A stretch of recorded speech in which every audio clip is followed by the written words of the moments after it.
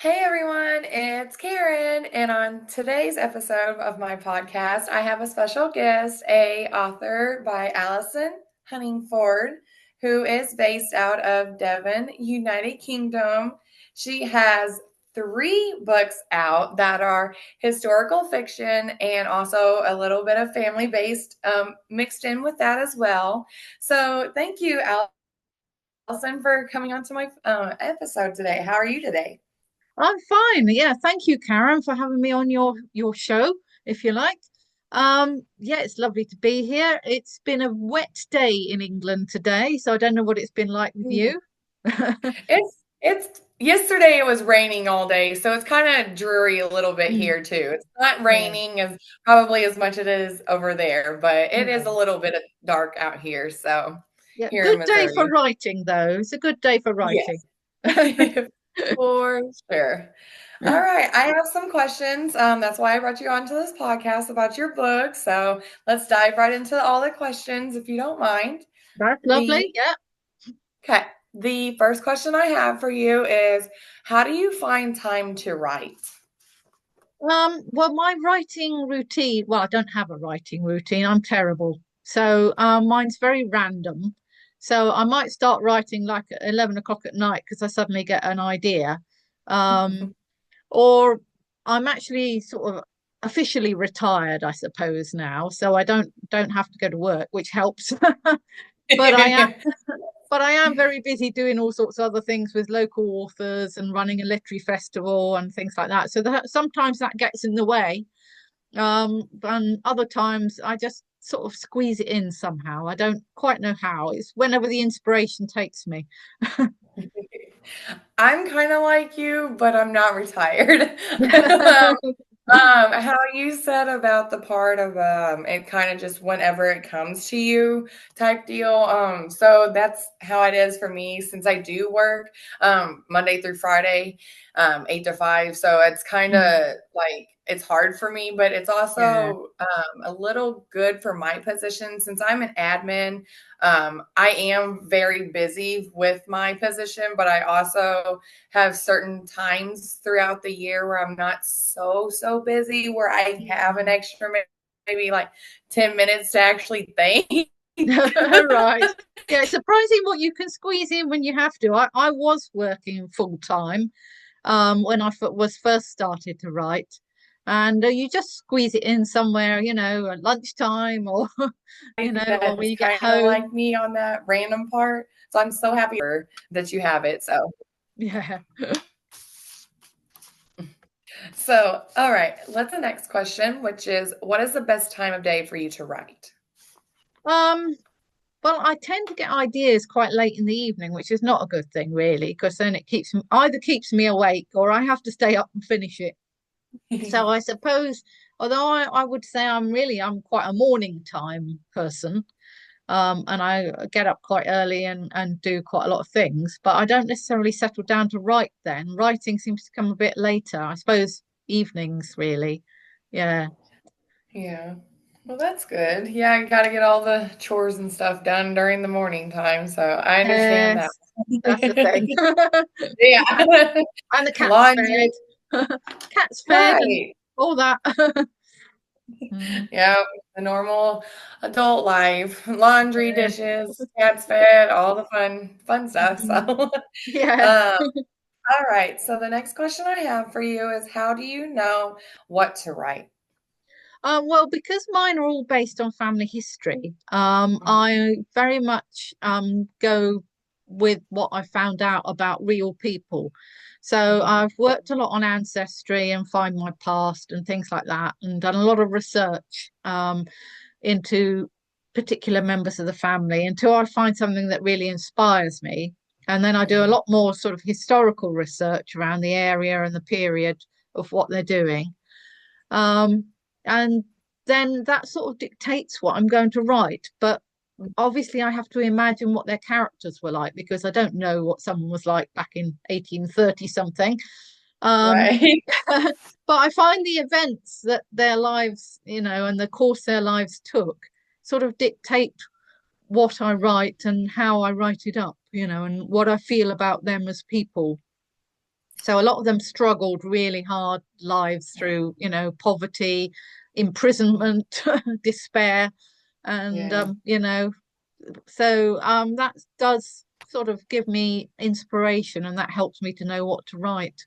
So I really like that idea. I never thought about going back into the history, to the ancestries and writing about them. That's a really brilliant idea. I love that. The only brilliant idea I thought I came up with was so my very first book that I haven't published anything yet because I need to find mm, someone to edit my work because I always feel like everything's perfect because it's my work. Why would I yeah, not of like it? course. Like Yeah. I'm the perfect one. Like, so, but my first book, what I was saying that I wrote was I have always wanted to travel to every state in the United States. Right. Um, Yeah. so I just wrote a book about every state in the Mm, United States. I took mm. myself on my own little travel book Yeah, lovely. through the book. So, I just wrote about, so like an example. I don't know if you know this or not, but Georgia is well known for their peaches. Oh, right. So Right. yeah, well, here in the United States, everybody kind of, that's when you say Georgia, you're like, oh, Georgia peaches. Like Oh, right. that's the first thing they say is, have you had Georgia peaches or something like that? Yeah. So I kind of just took a little bit of what each state is about Hmm. and wrote about and did his research as well on certain history moments that happened. That so Yeah. I all the way from the beginning to the end of that state's time. So I feel because Oh, I that's believe that interesting. you should Yeah. tell the history of the state and why they Yeah. became that way. And Yeah. then I also would think it would be a good idea to take like little travel actually to every state and take pictures of big areas that are meaningful and then put Hmm. them in that book as well. So Yeah. I feel like maybe the book's not done, like the writing parts may be done, but I truly don't feel like it's done because I really want to add all those pictures because I just think that would be Yeah. an extra little bit to the history and stuff. So Yeah, I think you probably need a lot of images with that kind of thing, don't you? But yeah.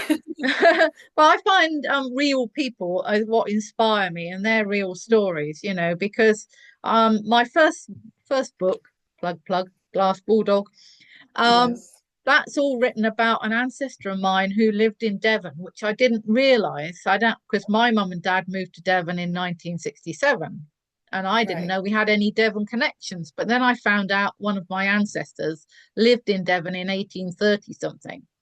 And it's his Oh. fault we ended up in London because he got arrested for Your fault. his fault, yeah. So he got arrested for stealing six chickens and sentenced to 7 years transportation to New South Wales.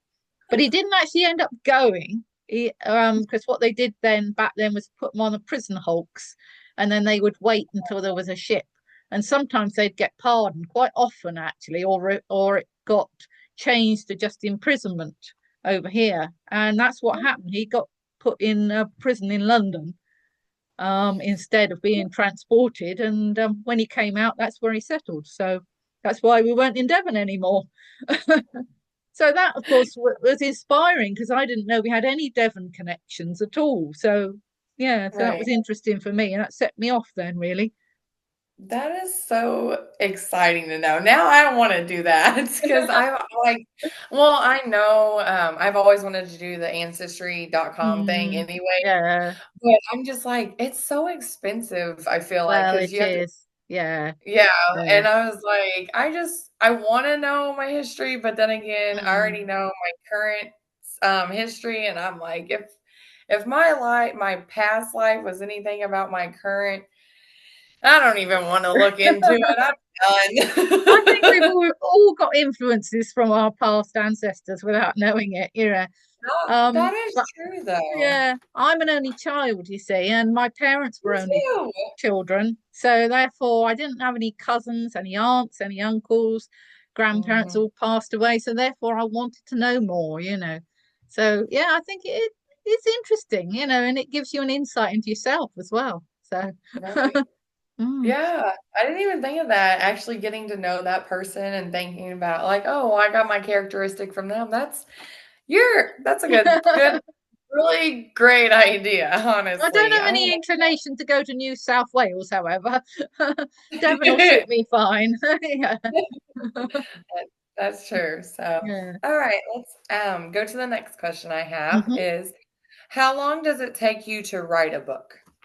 About a year. Each one seems to take about a year because there's a lot of research involved. Also, I'm busy with doing other things and helping other authors and all sorts of things. And it does seem to take me a year to do most of the writing. I'm about two-thirds of the way through my fourth book at the moment, which is set in Canada. And yeah, I must have been writing that for nearly a year now. And I think, a few more months will finish it off. I think it'll be out next spring, probably. Yeah. Oh, awesome. So yeah, it does take quite a long time. The research takes a while, and also it can distract you quite a lot. You go off into places you didn't think you were going. So, Yeah, I understand that research. You go down one rabbit hole, like I was saying about my book when mm, I was researching the states instead of yeah, people like you. I learned a lot. I was like, yeah, oh, why this happened? So then you research this because you're like, oh, what happened over here? And then you go, and then yeah, yeah, you're like, wait, absolutely, the yeah. whole point of this was to write a story, yeah. Yeah. So, And you do have to be careful, I think, actually, with historical fiction, not to put too much research in. You find out yeah, all these fascinating things and you think you want to tell everybody, but actually, what they're interested in is the characters and what happens to right, them. right. I Uh, totally agree with that. mm. So the next question I have is what is the most difficult part of writing a book? Um, well, let me think. I think when you get to about the middle of the book, you're not sure whether you're ever going to finish it. You sort of got so far, and you think, oh, no, and I've still got all that to go. I find that very difficult. Once you get past the midway point, then I think, it's downhill all the way, sort of thing after that. But Yeah. um, I also think it's quite difficult to really come up with good characters that can really come alive off the page that you get quite invested in them, but you're wondering if you've put them across in well enough for other people, will they like them? Will they find them interesting enough to stick with? So yeah, Yeah. it's not easy. I mean, events are easy for me because I know what's going to happen. But Right. yeah. um I'd like to write probably in a bit more of a descriptive way. I mean, a lot of the writers that I like, put a lot of Mhm. description in, but mine just seems to come out fairly straightforward. So I just have to go with whatever comes, really, you know. Yeah. So Well, I like that. I still like that though. I mean, there's always a part of something that you got to struggle with to get to the end result to have your perfect book. mm, So I yeah, totally understand that. everybody Okay, struggles with something, I think. Yeah. that is true. Okay, so the next question I have for you is did you self-publish or go to the traditional publishing route and why? I've done a bit of both actually. So my first two books were published by a hybrid publisher, Mhm. where we sort of collaborated on it. Mm. And that was great in a lot of ways because they dealt with all the tricky things like ISBNs and editing and formatting and all that kind of thing, cover design. Right, But it did take a very long time. So it took about a year for the books to come out from the time we signed the contract. right. And that was a bit frustrating. And you'd go for months waiting to hear back, and then you'd get another version for you to edit and correct and send back again. And Yeah. so now I've gone down the self-publishing route now, and I've learned how to format a book myself, which is pretty tricky, I have to say. And also, yeah, I mean, you understand then things like, buying ISBNs and barcodes and all that. It's actually quite tricky and getting a cover designed and getting it uploaded. And then you find the spine width is not quite right. Oh. Oh, So that kind of stuff is tricky, but self-publishing is a lot quicker and it gives you a lot more control. And you can also I mean, then you can take it down, you can edit it again, you can do all sorts of things with it, which when it's more traditionally published, you can't. That's it. And once it's out, it's out. And you just have to wait for any royalties to come in or whatever, which you know, Right. can be minimal. They don't tend to do a lot of promotion unless you're somebody famous, which I'm not. Yeah. Um, so yeah, I think marketing's always a problem for any author, whether they're self-published or traditionally published, unless you happen to be a really well-known person. It's really hard. That's the hard part of being an author because it doesn't come natural to most of us, really. So Yeah. Yeah, I agree with the whole wanting to self-publish thing because I had mm, said beforehand that on my other episodes with a few other authors that I've interviewed about the self-publishing, because I've asked this question to them as well. mm, Um, I asked if self-published or non-self-published, and I always, growing up, I always wanted everything done for me. So I wanted to not self-publish because I was like, that's too much work. And then it is a I lot of actually work. Yeah. found, yeah, but then I found out that it working with somebody else is difficult and it's a lot easier to just work with yourself. And so Yeah. luckily I also am an artist, so I and a Mm, photographer, so I can see like with my book, like for that state book, I yeah. already thought of everything. I designed it. I have the cover already designed because I have graphic Mm, design. I have a passport. I was trying to think of what it's called, high school passport. Because when I mm, was in high school, I went to a tech school, mm. um, junior and senior year for graphic design. So Oh I have well, that there. that So I have helps. graphic. Yeah. Yeah. So I, luckily, I've got some friends, luckily. So yeah. yeah, because I run the Authors Network, which is Mhm. Southam's Authors Network, which is based in Devon, and we all Yes. connect local authors and sort of people to do with. So I've obviously gained people who can help me with a lot of the cover design and marketing a bit, Right. and we all help each other. So that's great. And I've picked up people who've been really good with design who helped me out for nothing, which is really Yeah. kind, because I've helped them in other ways. So yeah, Yeah. so it's because we're part of a network that helps. I think it helps everybody. So that's been That great. is true.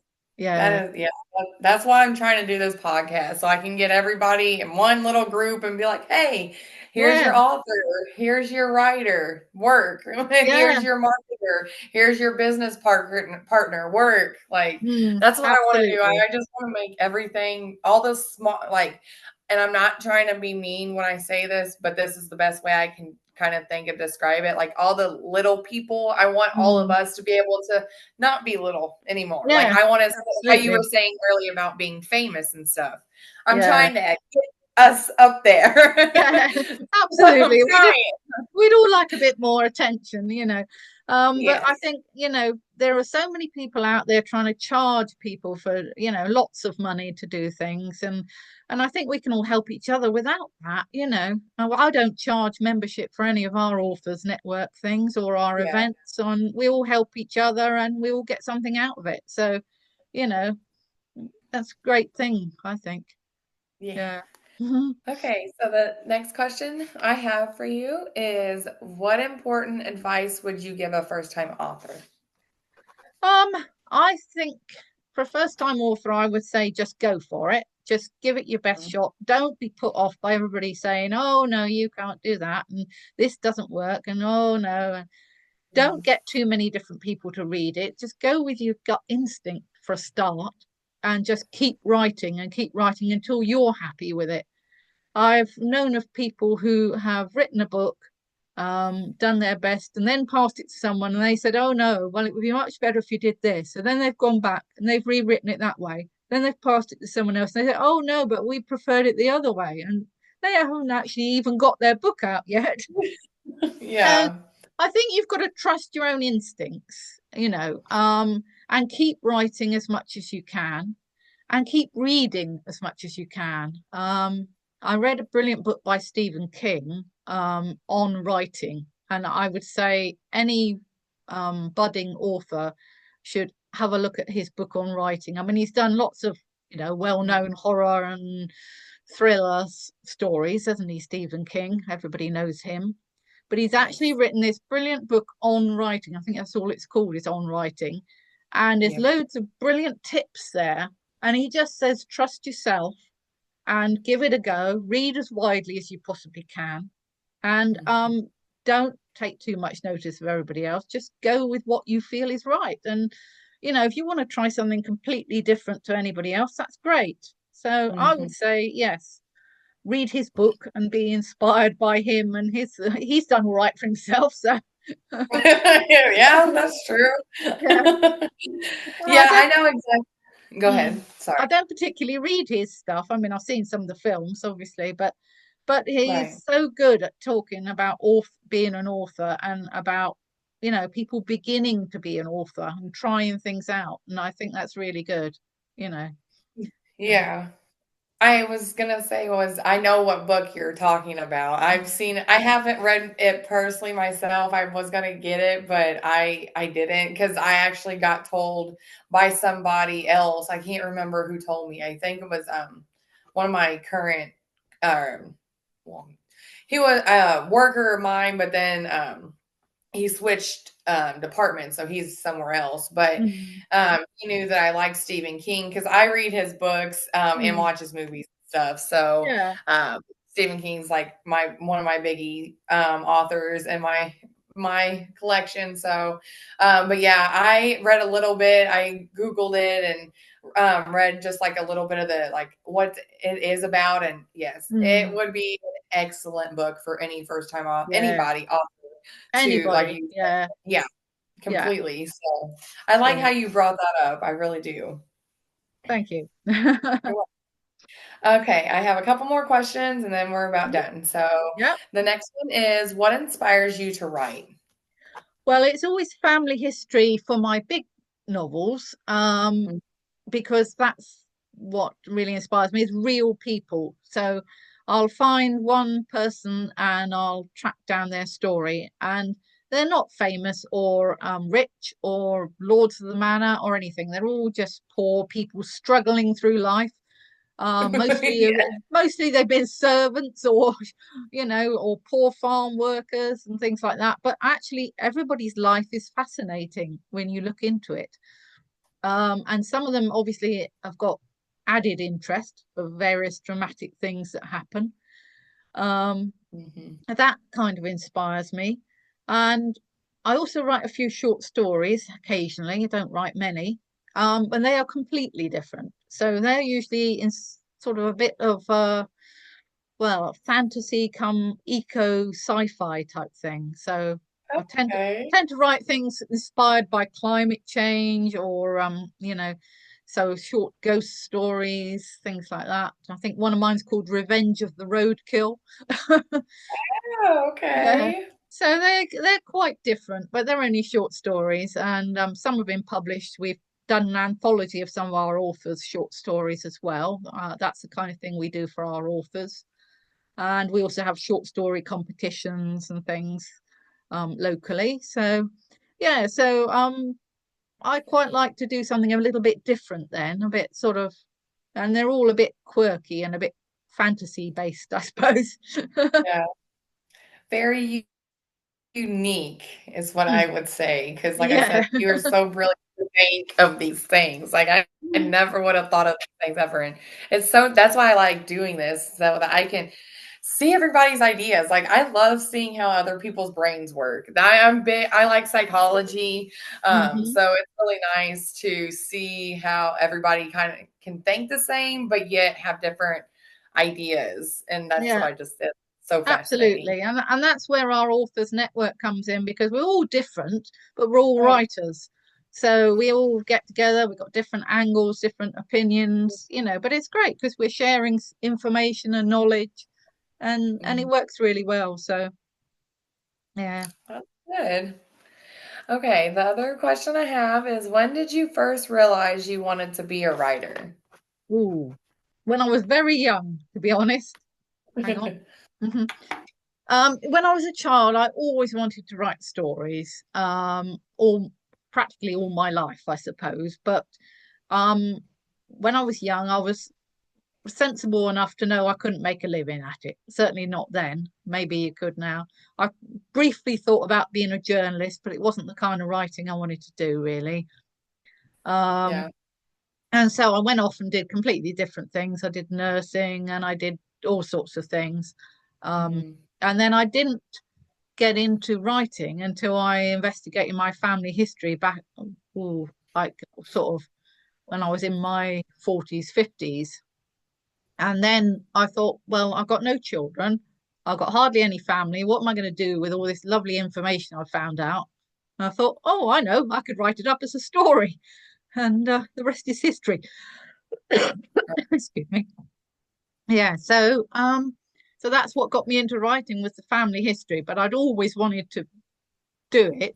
I just didn't really know where to go or what my angle was or where I wanted to go. But now I found this, it's just inspiring.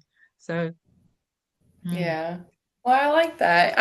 I'm like you. I always wanted to be a writer when I was little, but didn't know what to do. But now I'm getting older and I'm starting to know what to do. 29, so now I know what to do a little Yeah. bit.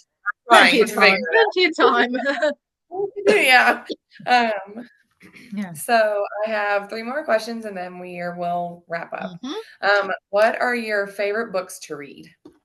My favorite books, surprisingly, are fantasy books. Not, I don't read much historical fiction. I do read a bit.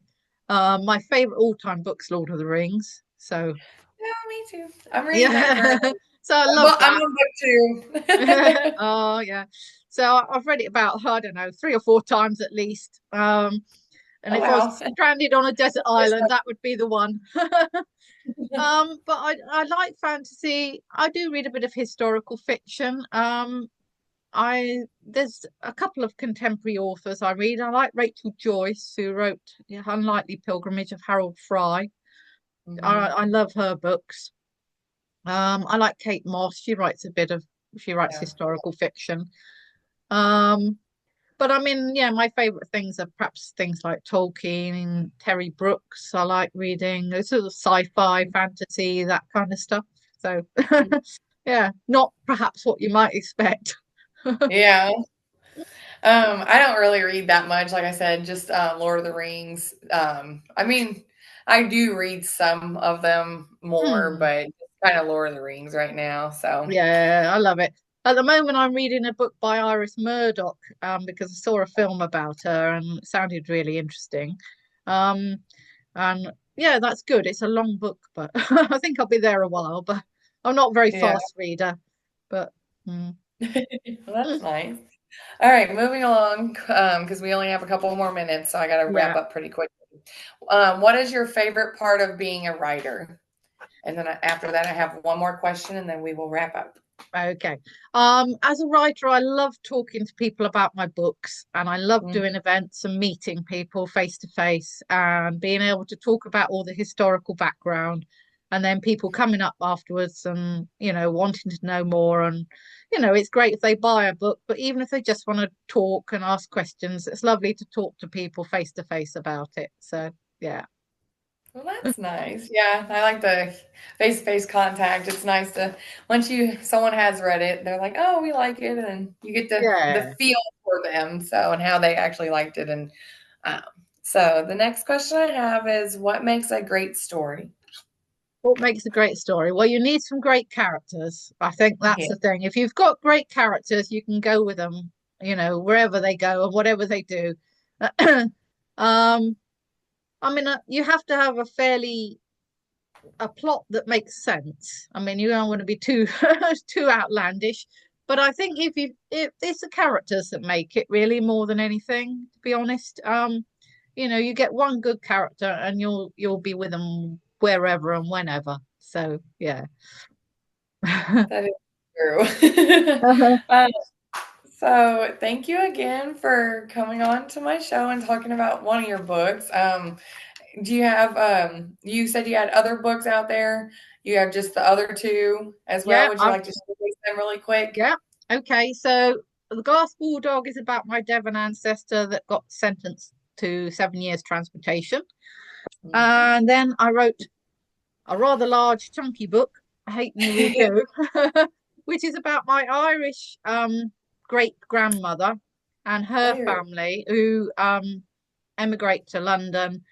And it also goes up to the First World War and takes in my granddad's struggles and his brother who went missing in World War I. So that's part of that. And the last, the most recent one, Dance a Fearful Jig, is actually set back in Napoleonic times, but in this country, in the UK, set Mhm. in Peterborough. And it's where a lonely housekeeper who's working for a local vicar, she meets a Napoleonic prisoner of war from the nearby camp and have a romantic liaison. And I'm Oh, currently writing a fourth book about my Canadian ancestors, the Huntingfords, who emigrated over to Canada in 1906 and stayed oh, there until 1920 when they came back here again. And it's their story. So that's quite dramatic. And again, covers World War I and the hardships of going over and settling in a new land. So, yeah. So that that's. is just that's mind blowing. I love your ideas. This is I'm so glad I had you on my show because this is amazing. I love it. Oh, thank Um, you. Yes, of course, Allison. So again, thank you for showcasing all your books just now and coming on again. I'm so excited that I got to have you on here and that we met. You're such a wonderful, lovely lady, and I'm so glad that we crossed paths. So you gave me a lot of inspiration throughout this podcast as well. So thank you again. And Thank you. um, yes, of I course. think it's Um, lovely that you're doing things like this for people. I think it's really good. So I wish you very well with all your things. Thank you. I really appreciate that. Yeah, I'm trying. I'm really trying. So, but yeah, Okay. thank you everyone for also joining us as well today. And I hope that you all have a wonderful rest of your day. Bye. Bye. Thank you. Yep.